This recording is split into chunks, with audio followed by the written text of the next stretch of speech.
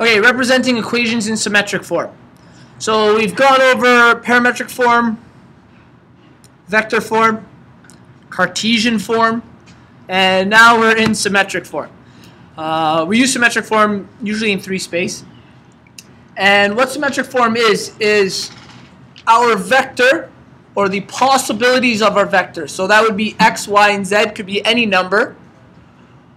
Subtract a point along the line, which is x naught, y naught, and z naught. Why not? Is all divided by our directional vector, the x value, which is our a, or the y value, which is our b, or the z value, which is our c. Okay? So I just related it back to our vector form below.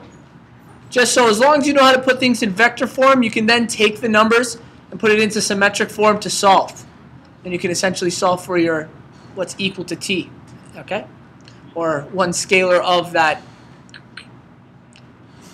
directional vector. Okay, so question 4 gives us many to try out. We'll give them all a try here. We'll jump to another page just so we have room. So the very first one, A, says put this in symmetric form. Vector A, -1, 5, and 7, and our other point B, 3, -4, and 8. Okay, so we have a vector that goes through these 2 points in 3 space. It wants us to put it in symmetric form. Well, it'll help. What I'm going to do is I'm going to put it into vertex form first so you guys can see the connection, and then maybe the next one we'll just jump straight to it. So in order to put it into our vertex form, which is our x, y, z is equal to, and remember that was usually r, vector r is equal to r naught. Well, r naught will be x naught, y naught, z naught, plus t, a, b, c,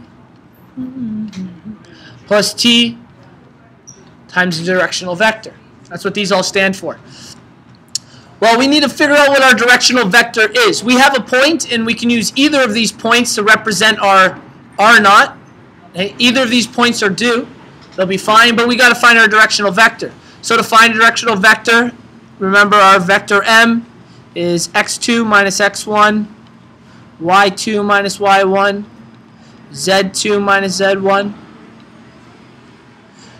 Since it's already in alphabetical order, we'll do this as vector AB. We can always do the reverse. It's fine. We just find an opposite directional vector. We assume it's going in the order of alphabetical in terms of the direction of this vector. So we always start with AB. B being our point 2 gives us 3 subtract -1, -4 subtract 5, and 8 subtract 7.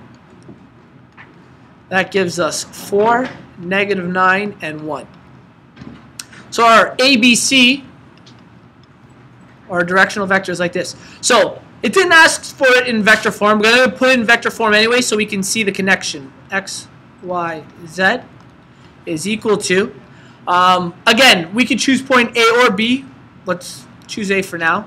-1, 5, and 7, plus T of directional vector 4, -9, and 1. Well, our symmetric form asks us to put it like this. X subtract x naught. Well, this will be our x naught, y naught, z naught. This will be our a, b, c. And this is still our x, y, and z in terms of symmetric form. Over a equals, I'm going to zoom in, equals y subtract y naught over b is equal to z subtract z naught over c. Okay, well, we still have the variable x. Our x naught is -1, and our a value is 4.